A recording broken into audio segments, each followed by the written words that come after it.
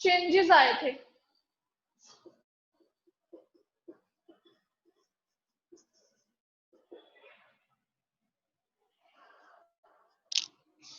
जो हमारे ग्रुप में अप साइड के एलिमेंट्स है जैसे नाइट्रोजन फास्फोरस, वो शो कर सकते हैं +3 +5 दोनों oxidation state, right.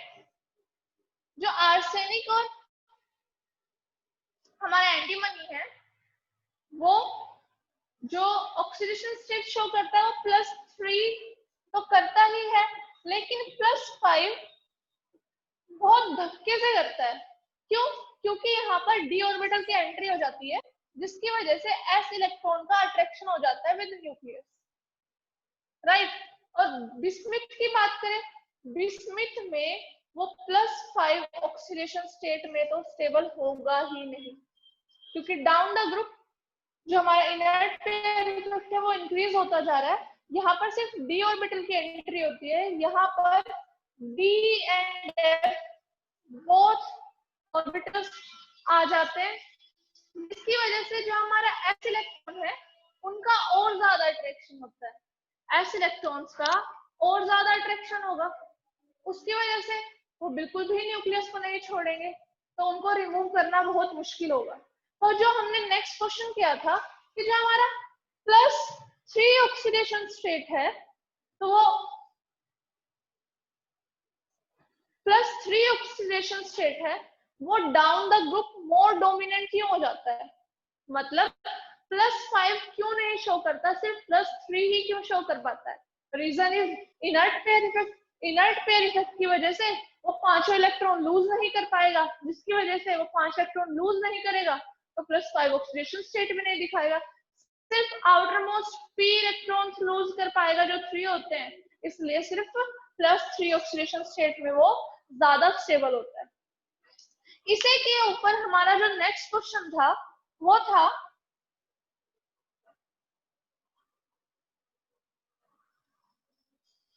Question was कि जो हमारा Bi5 पॉजिटिव है वो अच्छा ऑक्सीडाइजिंग एजेंट कैसे है? अब ऑक्सीडाइजिंग एजेंट कौन होता है? जो ऑक्सीडेशन कराता है। ऑक्सीडेशन कराने का मतलब क्या है? किसी और के इलेक्ट्रॉन को लूज कराएगा और खुद क्या करेगा? इलेक्ट्रॉन को गेन कर लेगा। तो जो हमारा बिस्मिथ होता है इन 5 पॉजिटिव ऑक्सीडेशन स्टेट, वो किसी से 2 इलेक्ट्रॉन लेगा और कन्वर्ट हो जाएगा Bi3 पॉजिटिव में। ऐसा इसने क्यों किया? क्योंकि हमने अभी अभी इनर्ट पेयर इफेक्ट की वजह से देखा कि down the group +3 oxidation state ज्यादा स्टेबल होता है, तो ये इसकी स्टेबल फॉर्म होती है और ये होती है इसकी अनस्टेबल फॉर्म। अब आप लोगों को अच्छे से पता है हर कोई किस फॉर्म में रहना पसंद करता है, स्टेबल फॉर्म में। तो वो अगर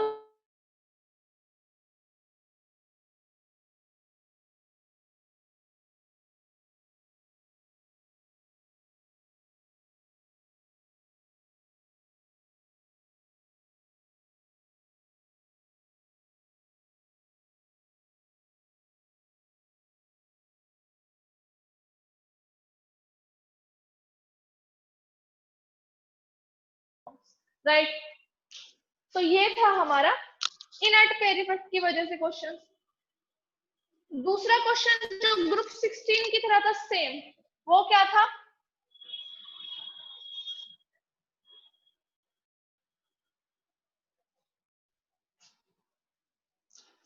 नाइट्रोजन की मैक्सिमम कोवेलेंसी 4 होती है। क्यों 4 होती है? सेम ग्रुप 16 में हमने क्वेश्चन ऑक्सीजन के लिए किया था, मैक्सिमम कोवेलेंसी होती है उसकी 4। क्यों? क्योंकि उसके पास एब्सेंस होती है, absence of vacant D orbitals. But in case of phosphorus उसकी मैक्सिमम कोवेलेंसी होती है मोर देन 4। क्यों?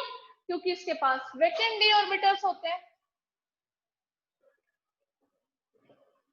कोवेलेंसी का मतलब क्या है यहाँ पर? कोवेलेंसी का मतलब है बॉन्ड्स कि नाइट्रोजन मैक्सिमम 4 बॉन्ड बना सकता है और जो हमारा फॉस्फोरस है वो कितने बॉन्ड बनाएगा? वो मोर देन 4 बनाएगा। तो क्वेश्चन था हमारे पास कि भाई PCl5 एग्जिस्ट करता है but NCl5 does not exist. Answer आपके सामने है, क्योंकि भाई नाइट्रोजन बना ही 4 बॉन्ड सकता है तो 5 कैसे बना लेगा? तो वो नहीं बना पाता NCl5। In case of phosphorus वो 4 से ज्यादा बॉन्ड बना सकता है, तो इसलिए PCl5 एग्जिस्ट करता है due to presence of vacant d orbital. इसी तरह इसी पर बेस्ड सेकंड क्वेश्चन क्या था हमारा? R3 NO does not exist but R3PO exists। Same concept यहाँ पर भी कैसे? ये रहा फॉस्फोरस, ये रहा ऑक्सीजन। R मीन्स हमारा alkyl group means CH3 C2H5 etcetera, right? ये सिंगल बनाते हैं, बना दिए। सेम यहाँ पर भी हम करेंगे, यहाँ आ जाएगा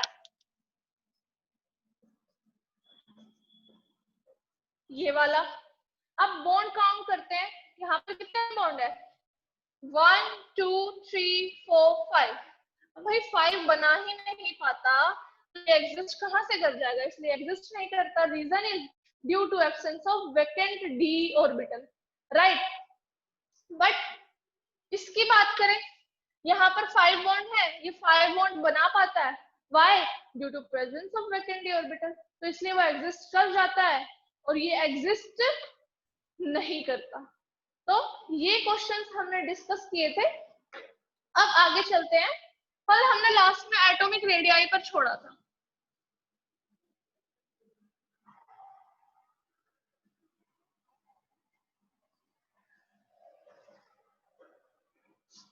एटॉमिक रेडियाई क्या होता है?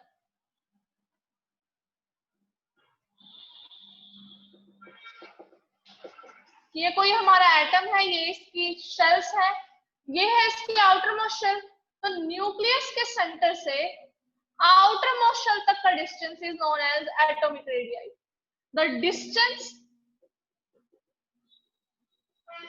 From the centre of nucleus to the outermost shell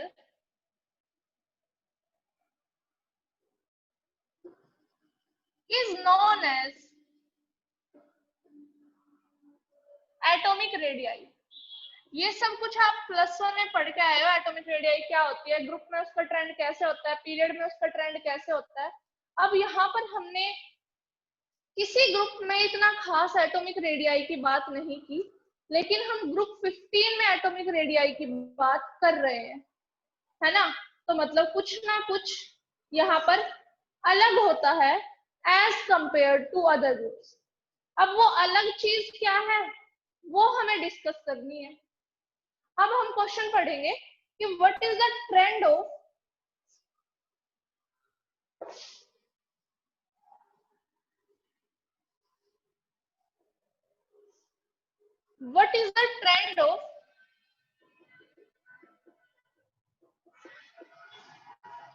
atomic radii in group 15। Group 15 लिख लेते हैं एक बार। नाना, पाटेकर, ऐश्वर्या, सब बिहारी। एटॉमिक नंबर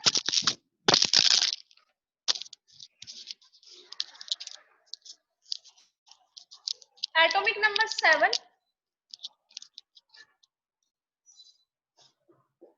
5 एलिमेंट्स हैं, 8, 18, 18, 32।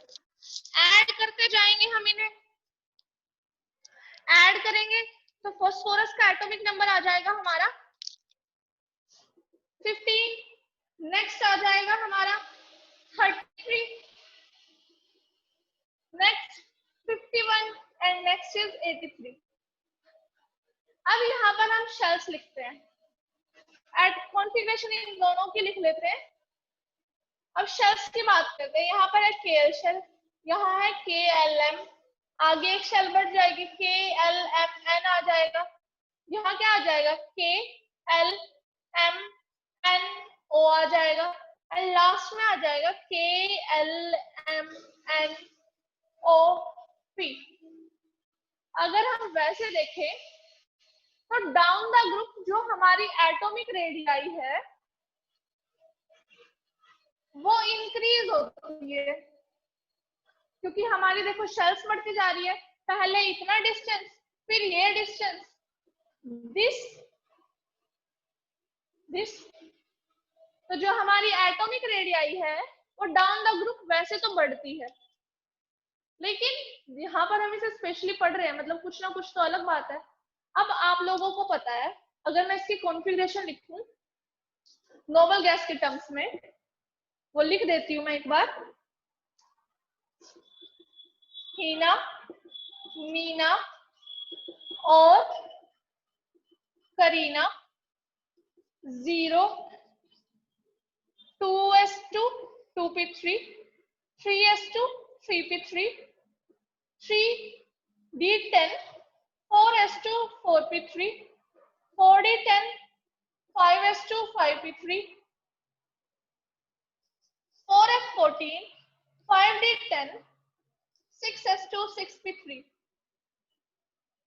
अब देखो इसमें तो सेम ट्रेंड रहेगा, जो हमारी एटॉमिक रेडियाई है वो इंक्रीज होगी, लेकिन यहाँ पर क्या आ गया है डी ऑर्बिटल, डी ऑर्बिटल के वजह से क्या होगा, s का न्यूक्लियस के साथ अट्रैक्शन हो जाएगा, या हम बोले तो यहाँ पर इनर्ट पेयर इफेक्ट आ गया है। इनर्ट पेयर इफेक्ट की वजह से अट्रैक्शन हुआ तो क्या होगा, पास जाएंगे तो डिस्टेंस कम होगा, मींस यहाँ पर जो हमारी एटॉमिक रेडियाई है वो थोड़ी सी कम हो जाती है, क्योंकि s ऑर्बिटल के इलेक्ट्रॉन्स का अट्रैक्शन न्यूक्लियस के साथ होगा, अट्रैक्शन होगा तो पास जाएंगे तो डिस्टेंस कम होगा, डिस्टेंस कम हुआ तो मतलब हमारी एटॉमिक रेडियाई भी क्या हो गई, कम हो गई। तो इन केस ऑफ हमारा एंटीमनी आर्सेनिक, जो हमारी एटॉमिक रेडियाई है वो डिक्रीज हो जाती है। फिर बात इसकी करते हैं, यहाँ पर सेम डी है, सेम ट्रेंड है, इतना ही इनर्ट पेयर यहाँ पे होगा, तो थोड़ी सी एटॉमिक रेडियाई इंक्रीज हो जाती है, पहले इंक्रीज हुई फिर इनर्ट पेयर की वजह से डिक्रीज, फिर दोनों का केस सेम है तो इसलिए इंक्रीज हो गई थोड़ी सी फिर से। अब यहाँ पर देखते हैं, वहां पर तो सिर्फ डी था, अब यहाँ पर तो एफ भी आ गया है, एफ की वजह से पता है आप लोगों को ज्यादा अट्रैक्शन बढ़ जाएगा, और ज्यादा अट्रैक्शन होगा, और ज्यादा एस पास चला जाएगा, और ज्यादा डिस्टेंस कम होगा, तो हमारी एटॉमिक रेडियाई भी क्या होगी, और ज्यादा कम हो जाएगी। तो फिर से जो हमारी एटॉमिक रेडियाई है वो क्या हो जाती है, डिक्रीज हो जाती है। लेकिन जनरल जो ट्रेंड हम एटॉमिक रेडियाई का डाउन द ग्रुप पढ़ते हैं वो क्या होता है, इंक्रीज होता है। लेकिन यहाँ पर क्या है, फ्लक्चुएशन दिख रही है, पहले इंक्रीज फिर डिक्रीज, फिर से यहाँ पर इंक्रीज और फिर क्या हो जाएगी, decrease.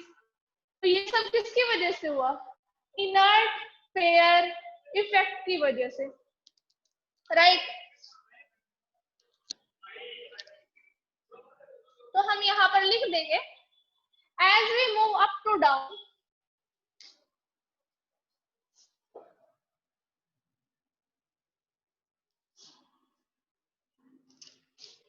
as we move up to down in group 15, जो हमारी एटॉमिक रेडियाई है increases from nitrogen to phosphorus, but less from arsenic to bismuth due to inert pair effect. आप अपनी बुक्स में देखना प्रॉपर डाटा भी गिवन होता है, मीन्स किसकी कितनी एटॉमिक रेडियाई है, वहां पर भी आप लोगों को ये ट्रेंड बिल्कुल साफ दिखाई दे जाएगा। तो ये था आपका एटॉमिक रेडियाई के बारे में क्वेश्चन, राइट। अब इसी में भी हम आयोनाइजेशन एनर्जी भी कर लेते हैं। किसकी बात करते हैं? Ionisation energy. इसी के बेस पर समझाएंगे वो भी। अब देखो आयोनाइजेशन एनर्जी क्या होती है? आयोनाइजेशन एनर्जी होती है इलेक्ट्रॉन को रिमूव करने में लगाई जाने वाली एनर्जी, राइट। उसे हम आयोनाइजेशन एनर्जी बोलते हैं। अब आयोनाइजेशन एनर्जी मीन्स हमें एनर्जी अप्लाई करनी है टू रिमूव इलेक्ट्रॉन। यहाँ से इलेक्ट्रॉन रिमूव करना है, यहाँ से, यहाँ से, यहाँ से, यहाँ से, ठीक है। इस तरह डिस्टेंस बढ़ता जा रहा है जहां से हमारा इलेक्ट्रॉन रिमूव होना है, डिस्टेंस बढ़ता जा रहा है, मीन्स अट्रैक्शन कम होती जा रही है, दूर होते जा रहे हैं, मतलब लगाव कम हो रहा है, तभी तो दूर होते हैं, राइट। तो डिस्टेंस बढ़ता जा रहा है, अट्रैक्शन कम होता जा रहा है। अब जो पहले ही दूर हैं, क्या उन्हें दूर करने में ज्यादा एनर्जी लगानी पड़ती है? ऑब्वियस सी बात है, नहीं। तो जो हमारी आयोनाइजेशन एनर्जी है वो डाउन द ग्रुप डिक्रीज होती है, लेकिन यहाँ पर इनर्ट पेयर इफेक्ट आने की वजह से, या हम बोले तो एटॉमिक रेडियाई और आयोनाइजेशन एनर्जी का ट्रेंड इनवर्सली प्रोपोर्शनल होता है, राइट। अब down the group ionisation energy decrease होती है लेकिन एटॉमिक रेडियाई इंक्रीज होती है। इसी बेस से समझ लेते हैं। अब देखो अगर मैं इसी में आयोनाइजेशन एनर्जी की बात करूं, atomic radii nitrogen to phosphorus क्या हो रही है? इंक्रीज हो रही है। तो आयोनाइजेशन एनर्जी क्या होगी? यहाँ पर डिक्रीज हो जाएगी, right.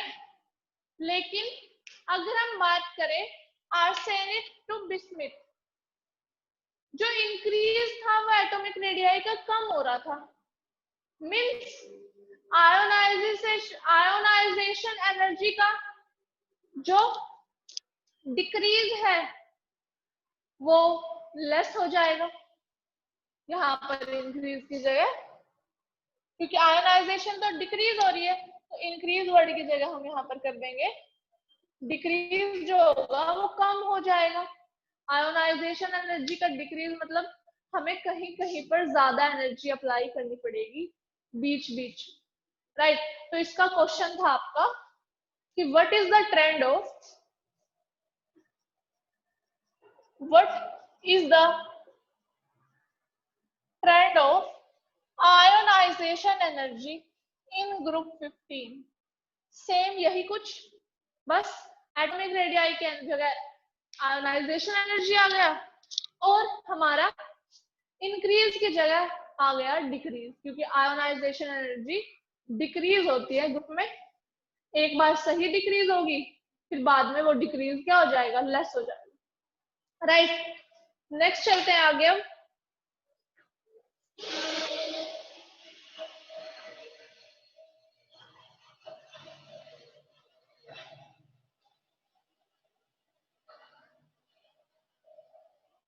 Now we will talk about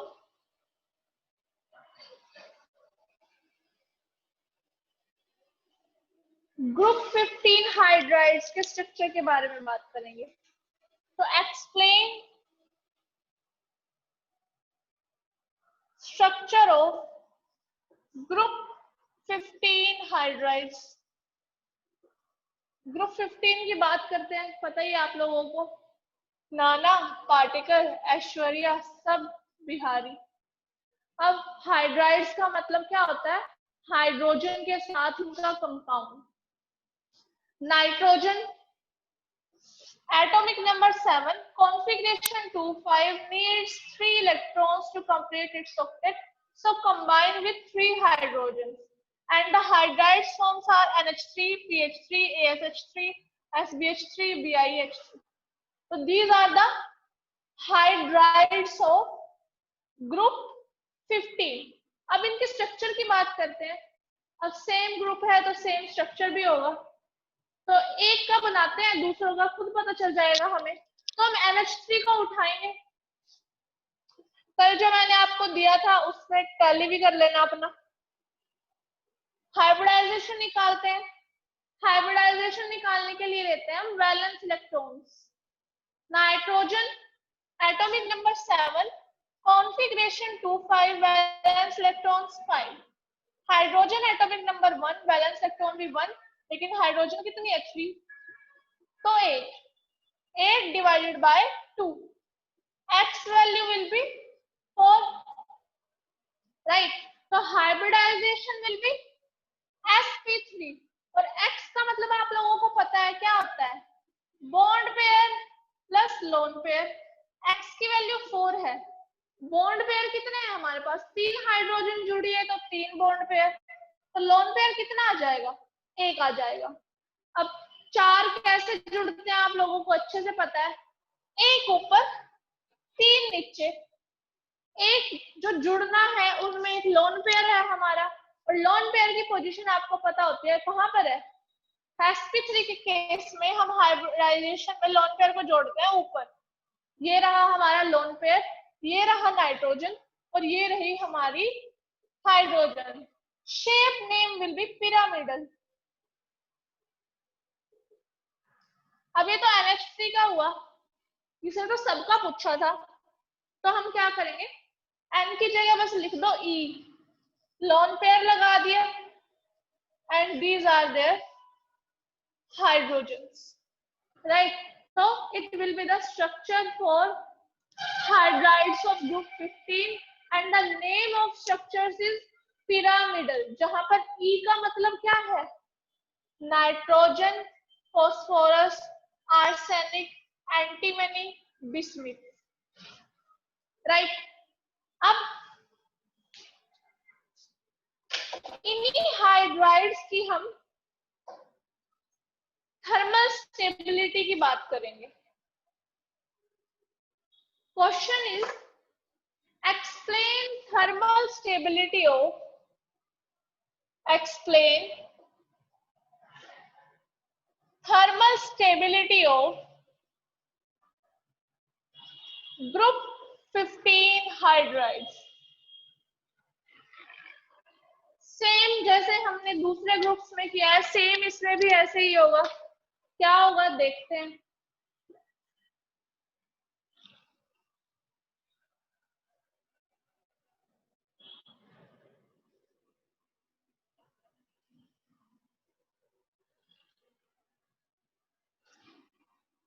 hydrides आप लोगों के पास लिखे हुए हैं.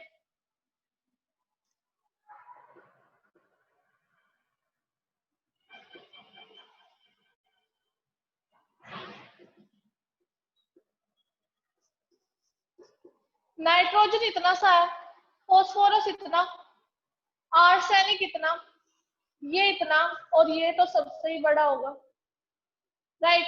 और हाइड्रोजन वही छोटा सा.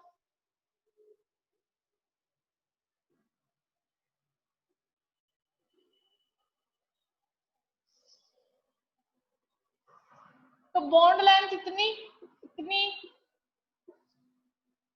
अब बॉन्ड लेंथ आप लोगों को दिखाई दे रही है, डाउन द ग्रुप इंक्रीज हो रही है. Bond length down the group increase हो रही है. और जो हमारी बॉन्ड स्ट्रेंथ होती है वो इनवर्सली प्रोपोर्शनल होती है बॉन्ड लेंथ से. ये छोटा है, देर में टूटेगा. ये बड़ा है, आराम से टूट जाता है. छोटी लकड़ी मुश्किल होती है तोड़नी as compare to a bigger one, right. तो हम लिख देंगे as we move down the group, as we move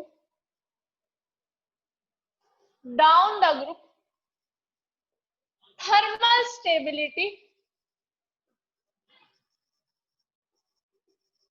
decreases. जो हमारी थर्मल स्टेबिलिटी है वो क्या होती है, डिक्रीज होती है। क्यों डिक्रीज होती है? Due to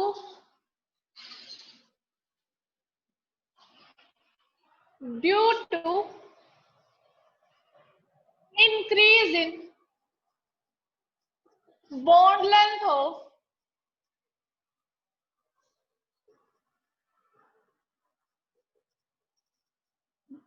due to increase in bond length of group 15 hydrides, right?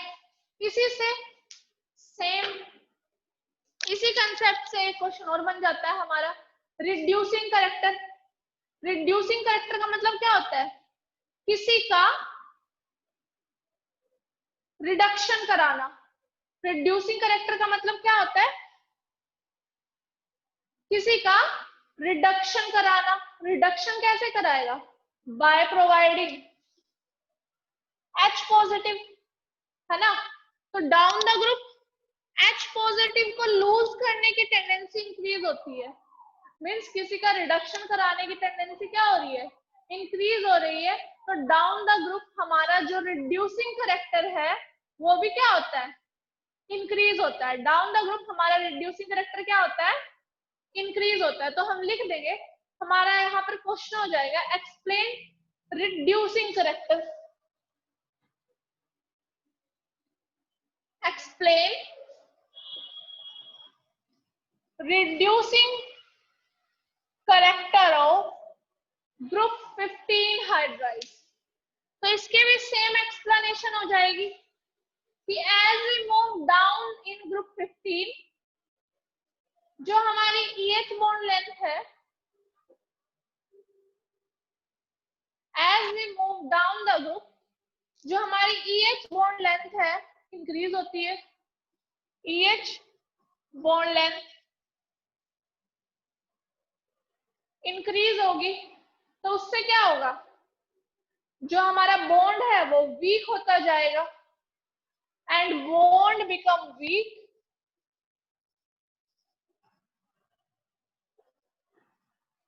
so tendency to give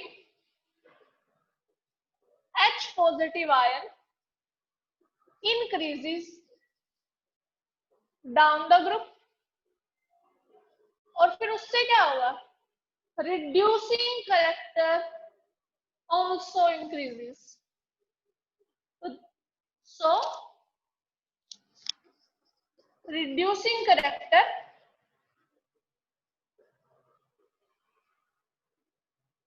increases, right? It is about reducing character, thermal stability, hydrides. एक बार हाइड्राइड लिखे, हमारे सारे क्वेश्चन एक बार में ही कवर हो गए, राइट? अब रिड्यूसिंग करेक्टर, थर्मल स्टेबिलिटी की बात कर लिए, अब हम इनके एंगल्स की भी बात कर लेते हैं। क्वेश्चन में ये हाइड्राइड्स गिवन है, साथ में गिवन है इनके एंगल्स।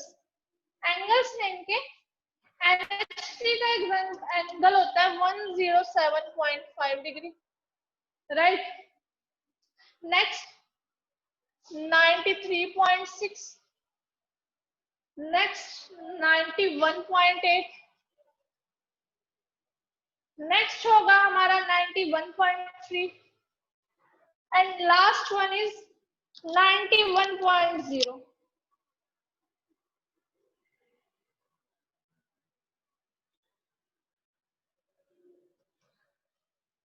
अब स्ट्रक्चर अभी अभी हमने बनाया था, NH3 का बना लेते हैं। एक बिस्मिथ का बना लेते हैं, ये बड़ा सा बिस्मिथ।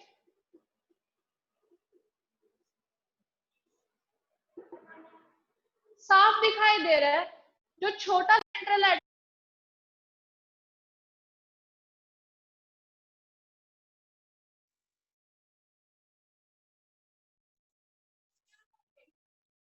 पास पास होंगे तो उनके बीच में क्या होगा? रिपल्शन होगा। रिपल्शन होता है तो लोग दूर दूर जाते हैं, so angle will be more here. क्यों है more? Due to bond pair repulsion. पहले लोन पेयर था, अब है बॉन्ड पेयर। यहाँ पर इसका साइज बड़ा है, साइज बड़ा होने की वजह से क्या होगा, जो इसमें बॉन्ड पेयर्स लगे हैं उनके बीच का रिपल्शन होगा कम। रिपल्शन क्या होगा, बॉन्ड पेयर्स के बीच का कम होगा, रिपल्शन कम होगा तो पास पास होंगे तो एंगल विल बी लेस। जैसे ये दो लाइंस है, ये पास पास है तो इनका एंगल कम है, ये दो लाइंस दूर दूर है तो इनके एंगल क्या होगा, ज्यादा होगा। वही बात सेम यहाँ पर है, तो लिख लेते हैं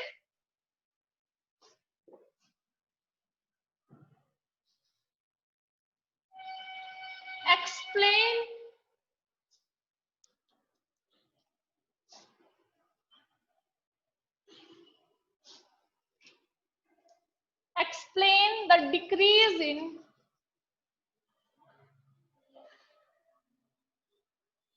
bond angle from NH3 to BiH3, right.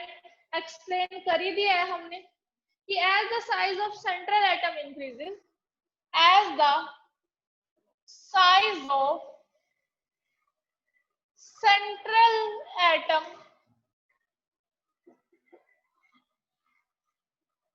increases,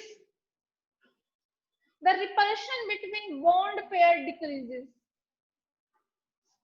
The repulsion between bond pair decreases, hence bond angle decreases from, hence bond angle decreases from NH3 to BiH3।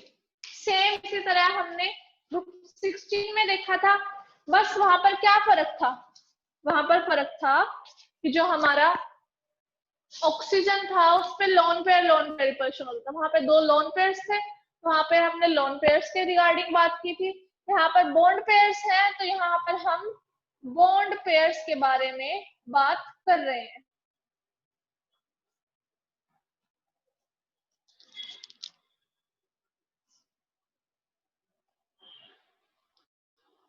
अब डेंसिटी की बात कर लेते हैं और साथ में बात कर लेते हैं melting point of group 15। Question is what is the trend of